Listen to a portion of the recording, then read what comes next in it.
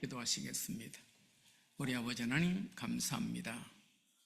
오늘도 허락하신 날, 참으로 주 예수 그리스도 그 이름 부르는 날 되게 하시고 십자가의 은혜와 부활의 영광에 동참하는 믿음의 성도들이 되게 하여 주옵소서.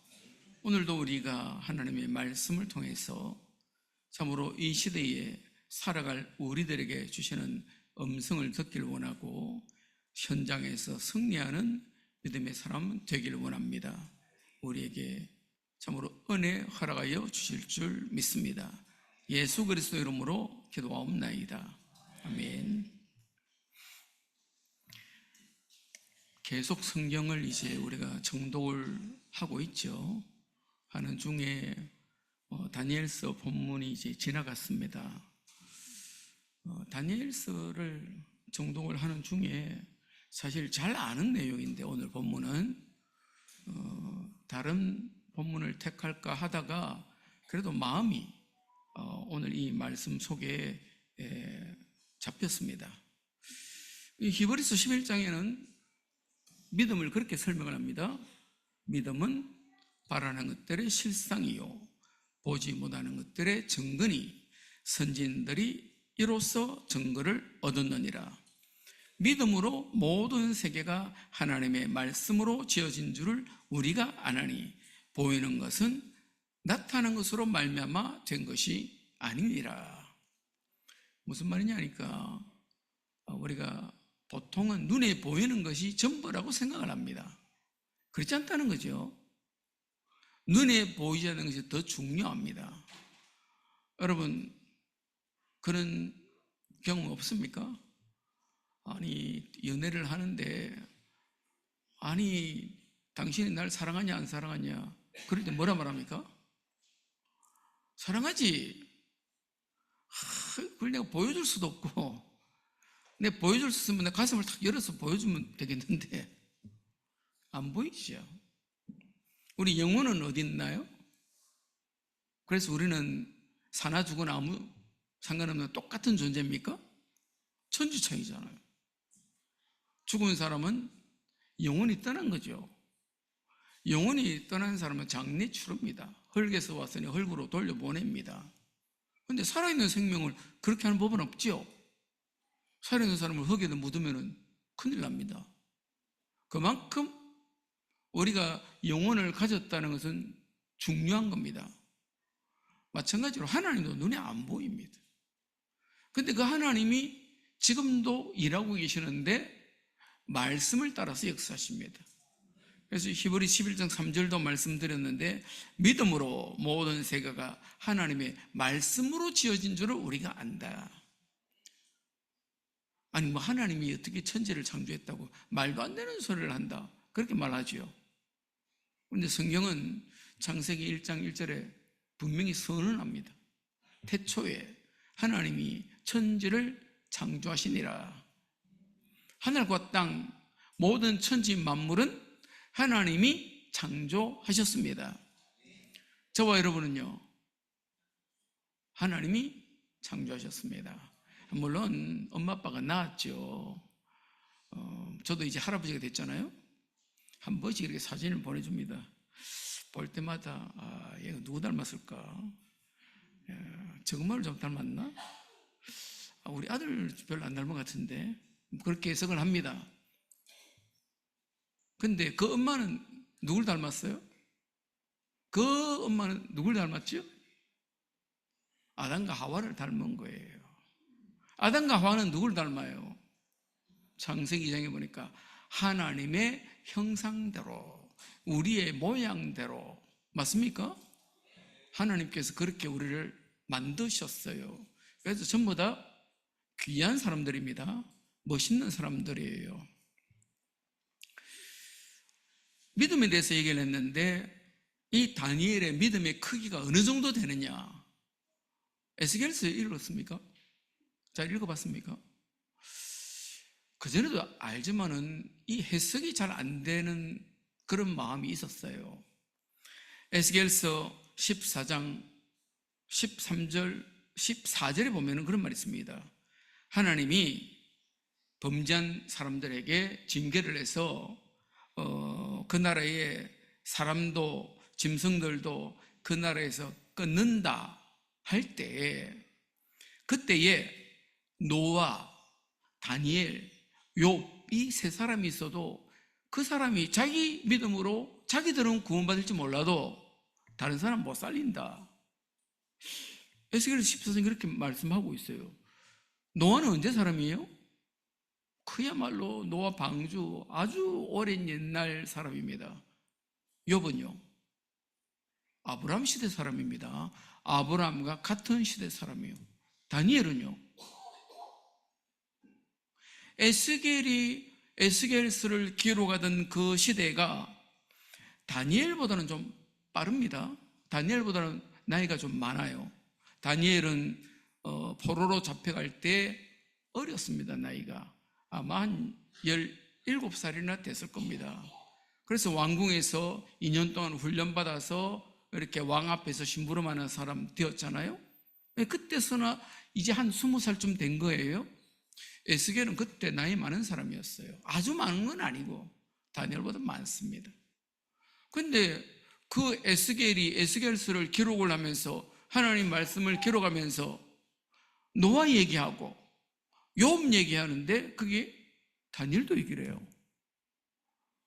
그래서 성경을 믿음으로 해석을 못하고 합리적으로 이성적으로 해결하려고 하는 신학이 있습니다.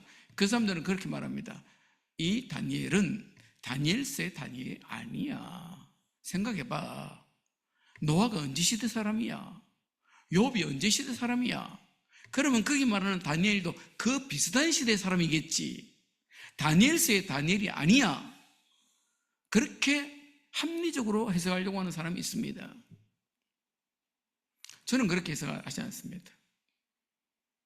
저는 다니엘이 노아 온 세상이 멸망하는 그때에 하나님의 구원의 반열에 들었던 노아만큼, 욥을 하나님이 얼마나 칭찬합니까? 욥 같은 믿음 있는 사람 봤냐?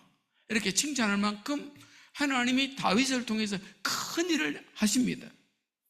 그게 다니엘서에 기록되어 있는데, 오늘 본문에 다니엘서 3장에, 다니엘서 6장에, 다니엘서 10장에 계속해서 그야말로 요즘 사람이 생각지도 못할 만큼의 하나님의 큰 역사가 나타납니다. 어떻게 했어요? 왜 그렇습니까? 다니엘이 믿음을 갖고 있어서 그렇습니다. 그래서 다니엘서를 시작할 때 포로로 잡혀갔다, 그 중에 똑똑하고 잘생기고 귀족 집안에, 왕족 집안에 있는 아이들 불러다가 왕궁에서 훈련시켜라. 거기 나오는 내용이 뭡니까? 왕이 먹는 진미를 먹이고 왕이 마시는 포도주를 마시게 하고, 그러니까 좋은 것만 먹였다는 겁니다. 근데 다니엘은 안 먹겠다고 말했습니다. 나는 그냥 채소만 주시면 좋겠습니다. 그냥 물만 마시겠습니다. 며칠 전에 카츄사라 그러죠? 카츄사 근무하는 훈련받는 사람들, 한국 사람들, 그 사람들 카츄사 미군 부대에서 식사하는 게 나오더라고요. 보니까 된장찌개, 김치찌개 이런 게 아니에요. 그야말로 미국 사람들이 먹는 음식이에요.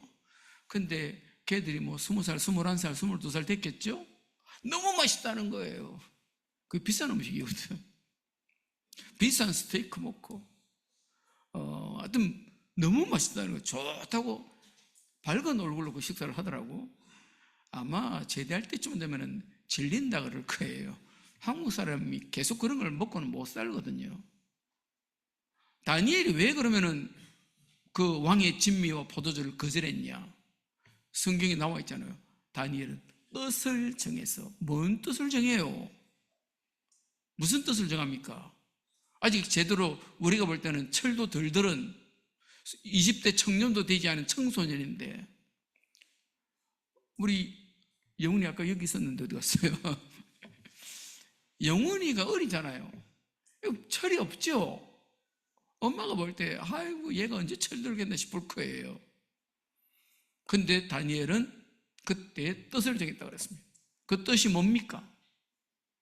이미 자기가 왜 바벨론의 포로로 잡혀왔는지 다 해석이 다 된 거예요. 뭐 때문에 포로로 잡혀왔죠? 하나님 말씀을 불순종하다가, 우상 숭배하다가, 범죄하고 세상 따라 살다가, 그래서 하나님의 경고를 제대로 받지도 않고 살다가 나라가 망한 겁니다. 그래서 그것에 대해서 다니엘은 그렇게 해서는 안 되겠구나, 그거는 망하는 길이구나, 나는 이제부터 하나님의 말씀대로 살아야 되겠다. 아니, 왕이 진미를 먹는데 뭐 그게 뭔 문제가 있습니까? 문제가 없다고 생각할 수도 있겠죠. 맛있는 거, 기름진 거, 그런 내용이 아닙니다. 그 왕의 진미는 원래 우상하게 제사 드렸던 음식이에요.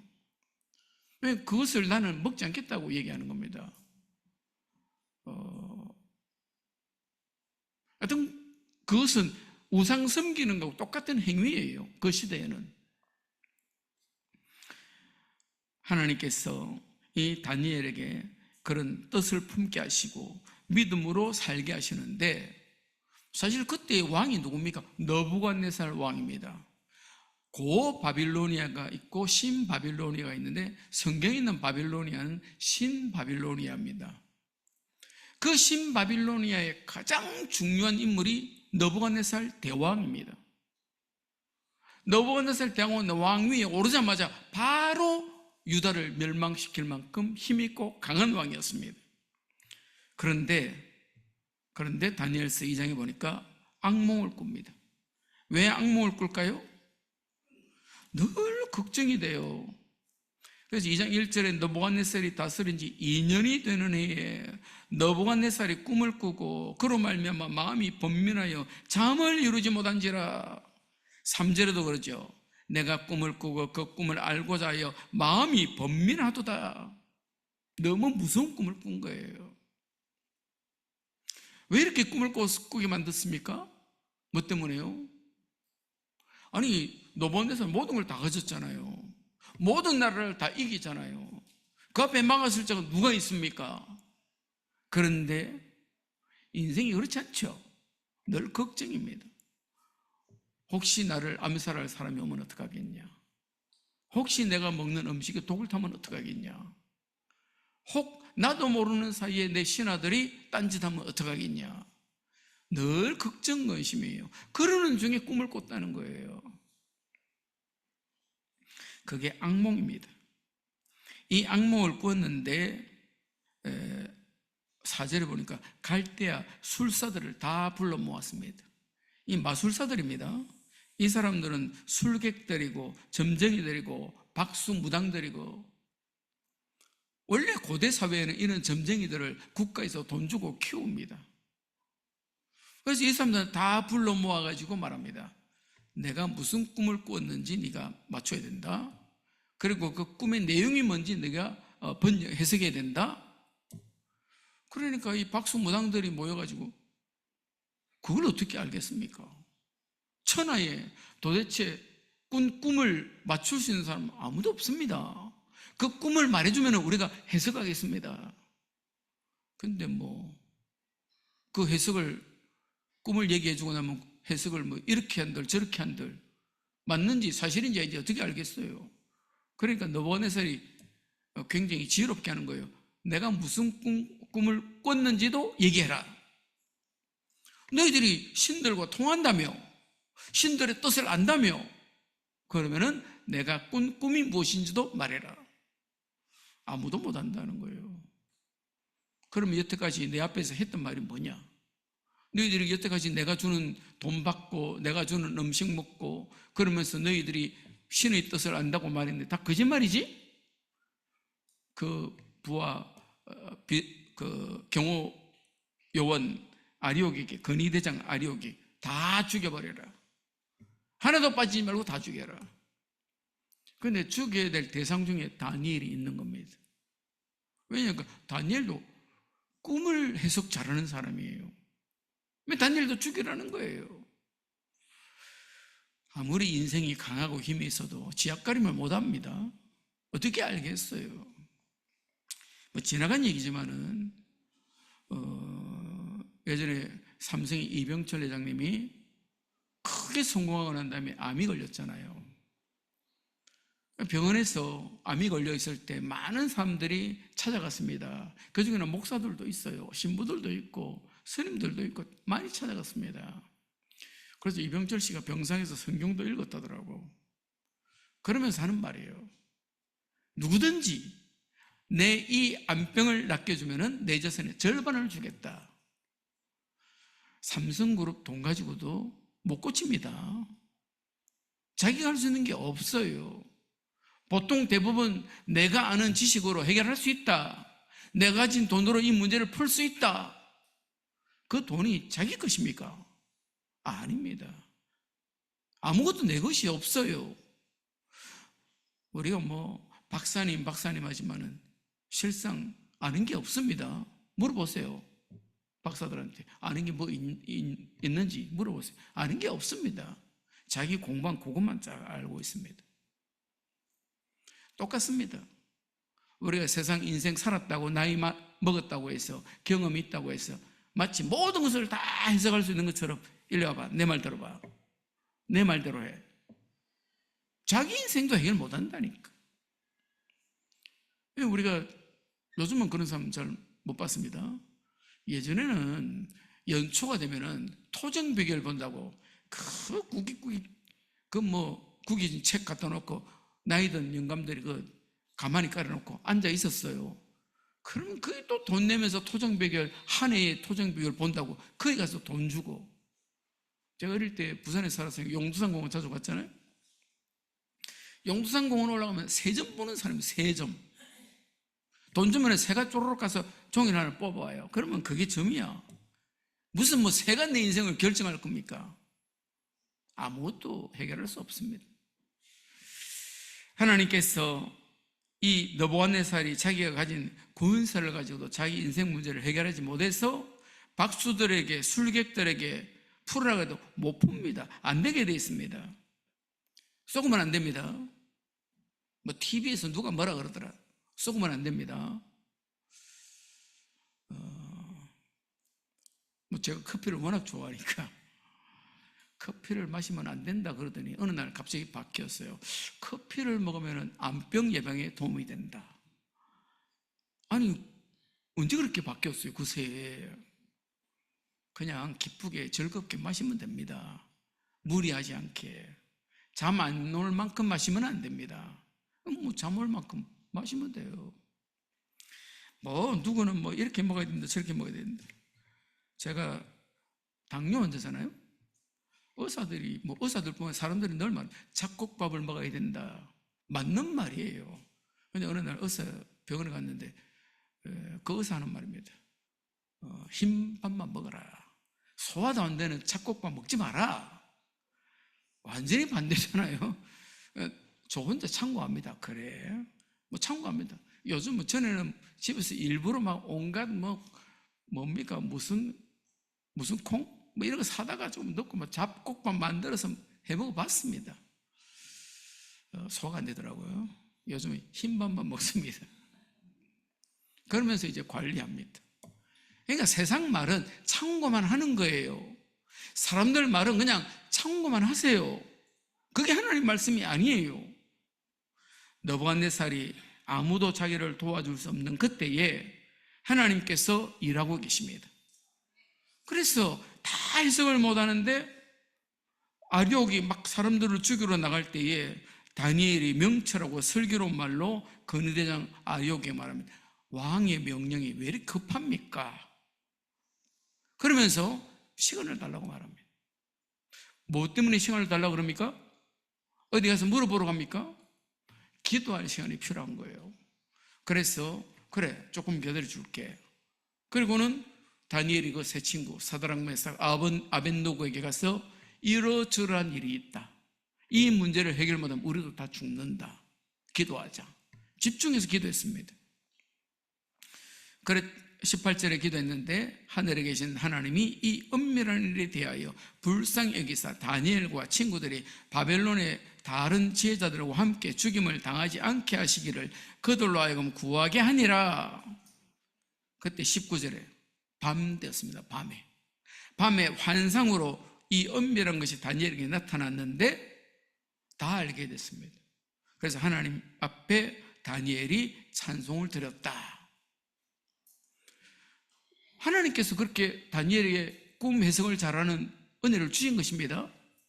그 은혜 속에서 이 문제가 터진 거예요. 그러면은 느부갓네살 이 대왕이 갖고 있는 이 고민은 이유가 뭡니까? 다니엘이라는 사람이 그야말로 세상 현장에서 나타내지는 겁니다. 이들이 없었으면 어떻게 다니엘이 오늘날 다니엘 되겠어요? 어떻게 해서 노아, 다니엘, 욥이 되겠습니까? 믿음을 가지시기를 바랍니다. 한국 역사에서 참 이해가 안 되는 게 있습니다. 조선 역사에 가장 어려울 때가 임진왜란 때잖아요. 7년 전쟁이었으니까. 그때 임금이 선조 임금인데 역사 평가가 그렇습니다. 참 멍청한 임금이다. 왜냐하면 이순신 같은 사람을 죽이려고 했으니까 참 멍청하다. 그때 어병장들도 죽였습니다. 곽지호도 죽이고 김덕룡도 죽이고 다 어병장들입니다. 다 전쟁 나가면 이기는 어병장들입니다. 다 죽여버렸습니다. 근데 신기하죠. 조선 역사 500년 역사를 통틀어서 가장 훌륭한 인물들이 많이 나온 때가 그 선조 임금 때입니다. 왜 그렇습니까? 언제든지 그런 위기 때에 인물이 나오는 거예요. 그게 여러분이 되시기를 바랍니다. 가정에 문제가 있을 때 여러분이 그런 위인이 되시기를 바랍니다. 한국 교회가 어려움을 당할 때 저와 여러분들이 한국 교회를 무너지지 않도록 막아서는 믿음의 사람 되시기를 바랍니다. 지금 나라가 어렵다. 요즘은 그런 말까지는 안 쓰더라고요. 헬조선이다. 지옥이라는 말이잖아요. 그럴 때 이 나라가 살만한 나라라는 것을 보이는 대한민국 국민이 되시기를 바랍니다. 사실 대한민국 살만하거든요. 안 나가봐서 그렇습니다. 헬조선은 무슨, 해외 나가보면 압니다. 얼마나 우리나라가 살기 좋은지. 하나님이 역사의 주권자이십니다.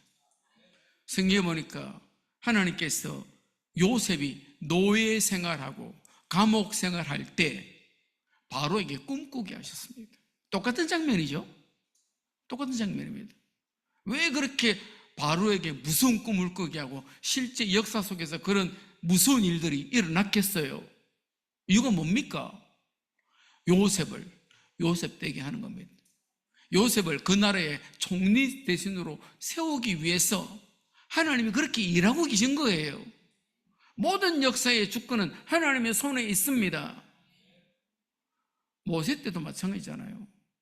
모세가 그 시대에 아들을 낳으면 다 죽이는 시대입니다. 근데 차마 요기벳이 죽일 수 없어서 갈대 상자에 만들어가지고 저 나일강 갈대 사이에 던져놨거든요. 그런데 거기에 마침 바로의 딸 공주가 목욕하러 왔다가 그 아이가 우는 소리를 들었어요. 그때 말하잖아요. 이 아이는 히브리 아이로구나. 알고 있어요. 그런데도 그 아이를 데려다가 자기 양자 삼았습니다.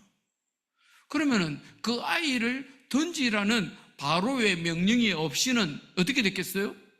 모세는 그냥 평범한 사람의 아들 될 거예요. 그런데요, 그 큰 어려움 속에 죽임당하지 않고 차마 죽일 수 없어서 그 나일강에 던져진 그 아이가 결국에는 하나님의 계획 속에 출애굽의 모세가 되는 겁니다. 그러니까 내가 어려움을 당했다, 위기를 만났다, 그거는 절망할 일이 아닙니다. 하나님의 계획이 무엇인지, 하나님이 주관하시는 역사 속에서 무엇을 하라고 말씀하시는지 우리가 총기 있게 믿음으로 하나님 앞에 서면 됩니다. 하나님의 뜻과 계획이 다 있어요. 그냥 아무렇지 않게 되어지는 일이 아닙니다.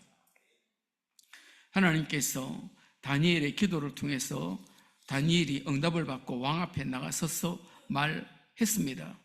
하나님 앞에 말하는데 실상 그 왕 앞에 선 다니엘은 포로로 잡혀온 사람이에요. 왕 한마디면 죽습니다. 느부갓네살은 제국을 통치하는 왕이었습니다. 그러나 느부갓네살은 밤마다 불안에 시달리고 밤마다 번민했습니다. 다니엘은요, 늘 하나님을 찬양하고 하나님의 은혜 중에 있었습니다. 그 결과가 느부갓네살이 그 다니엘의 말을 듣고는 엎드립니다. 누구에게요? 다니엘에게 엎드립니다. 그래서 오늘 14, 16절에 보니까 이에 느부갓네살 왕이 엎드려 다니엘에게 절하고 명하여 예물과 향품을 그에게 주게 하니라.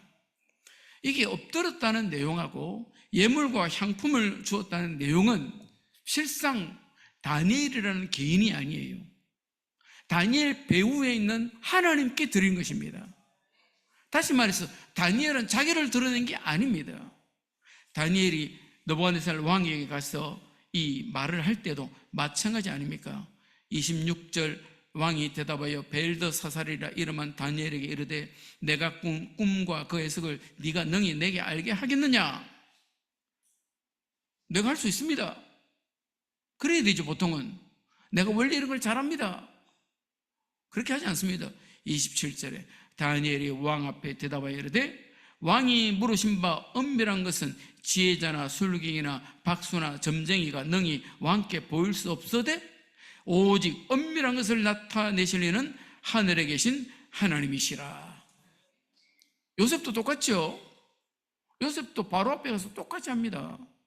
요셉도 감옥 안에서 똑같이 말합니다. 저와 여러분들을 통해서 하나님이 높여주시길 바랍니다. 하나님의 이름이 드러나시길 바랍니다. 정인이 되시길 바랍니다. 느부갓네살이 꾼 꿈의 내용을 다니엘이 해석을 했는데 큰 신상입니다. 신의 모양인데 굉장히 컸습니다. 광채도 나오고 광채도 찬란하고, 근데 그 머리는 순금으로 만들었고 가슴과 두 팔은 은으로 만들었고 배와 넓적다리는 노시고 종아리는 쇠고 그 발은 얼마는 쇠고 얼마는 진흙이었습니다. 근데 그거는 그냥 큰 우상이에요. 34절에 또 왕이 보신즉 손대지 아니한 돌이 나와서 신상의 쇠와 진흙의 발을 쳐서 부쉈더라며. 아니 쇠는 강해서 안 부셔지겠죠. 근데 흙은 그렇지 않잖아요. 돌로 쳤는데 그 금, 은, 녹, 철로 된 큰 신상이 다 부셔졌다는 겁니다. 부서진 정도가 아니고 그 다음에 보니까 여름 타작마당에 겨같이 되어 바람에 불려 간 곳이 없었다. 우리는 그러면 영원할 것 같죠? 영원한 거 없습니다. 지금 미국 대통령을 비롯해서 미국 사람들이 굉장히 애가 달아 있습니다. 자기가 여태까지 전에 세계를 지배했는데 이게 아닌 것 같거든요. 중국이 자꾸 도전을 해오는데 이걸 어떻게 하겠냐, 너무 애가 달아 있는 것 같아. 근데 사실 미국이 그렇게 된 지가 백몇십 년밖에 안 됐습니다. 그전에는 영국이 다 지배하고 있었잖아요. 온 땅을 다 정복하고 있습니다. 근데 그 영국도 한 2, 300년 지나니까 무너진 거예요. 미국한테 뺏겼습니다. 그러면 앞으로는 어떻게 되겠냐? 적어도 미국은 지금처럼의 힘은 없습니다. 지금처럼 못할 겁니다. 하나님이 앞으로 어떻게 하겠냐? 그건 하나님의 계획 속에 있겠죠. 제가 점쟁이도 아니고 모르겠습니다. 확실한 것은 하나님이 없이는 아무것도 안 됩니다. 참 믿음을 가지고 있어야 하나님이 그 사람을 붙들고 역사 가운데 일하시는 것입니다.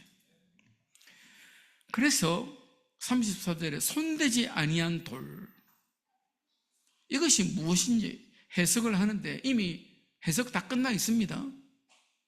그리스도의 나라.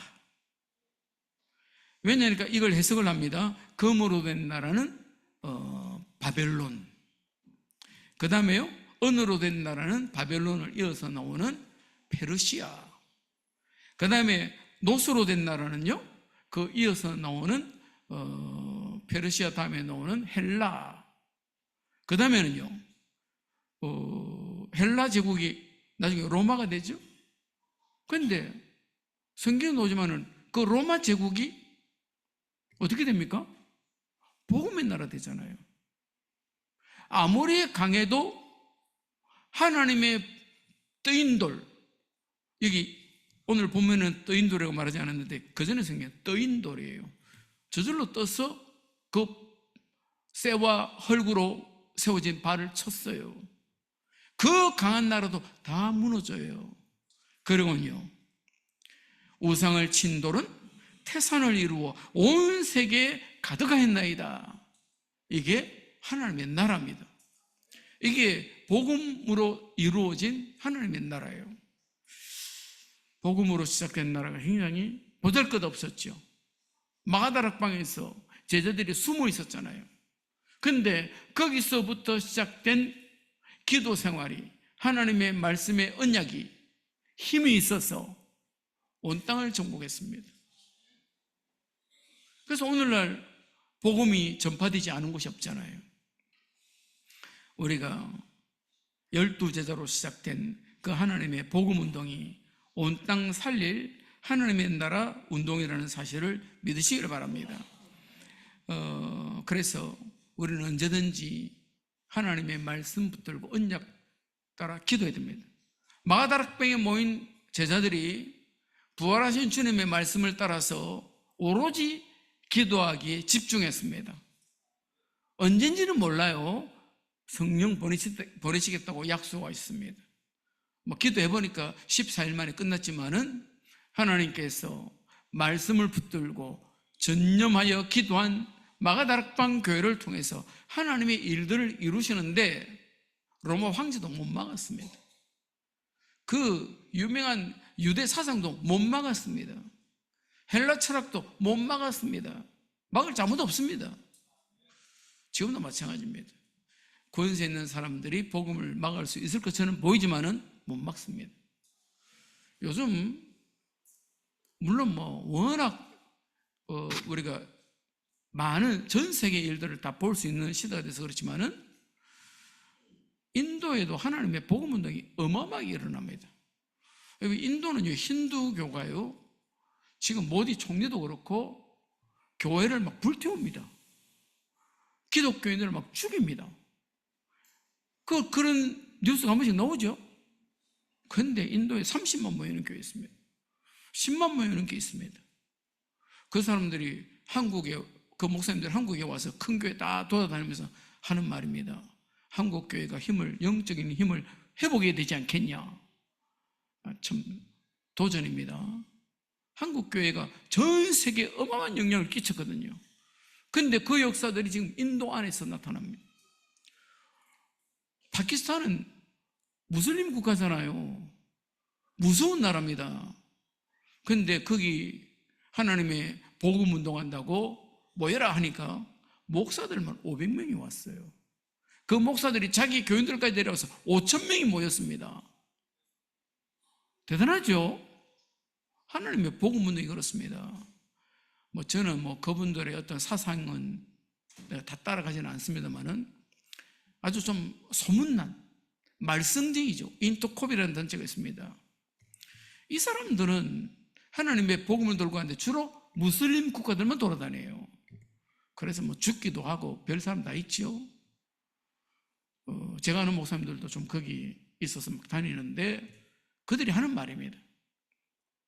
사우디아라비아도 얼마나 복음을 잘 받는지 모른다는 거예요.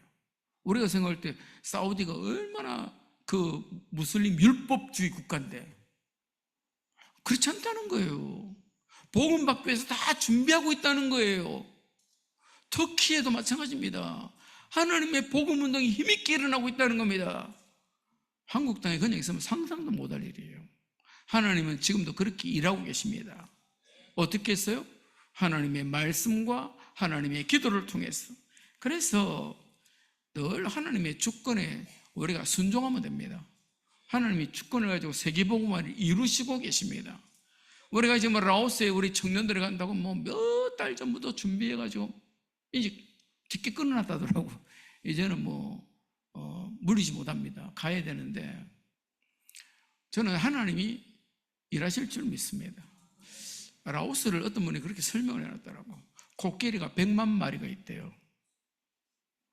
라오스의 종족이 700종족이 있대요. 저는 156종족이 이렇게 얘기 들었는데 700종족이 있대요. 해야 될 일이 많죠. 그들에게 복음을 전해야 됩니다. 그 사명 속에 이제 라오스로 가는 거예요. 정말로 그런 하나님의 세계복음화를 위한 주권 속에 우리가 쓰임받게 되기를 바랍니다. 앞으로 어떻게 되겠냐? 이러다가 나라가 망하는 게 아니겠냐? 전쟁 나면 어떡하겠냐? 걱정들이 많습니다. 그러나 확실한 것은 하나님께서 계획을 가지고 일하신다는 겁니다. 우리가 하나님의 은혜를 떠나지 않으면 됩니다. 우리가 늘 세상 따라서 세상이 가지고 있는 잘 의시되는 것들, 마치 그것이 내게 없으면 나도 안 되는 것처럼 막 침 흘리며 따라가는 그런 일만 안 하면 됩니다.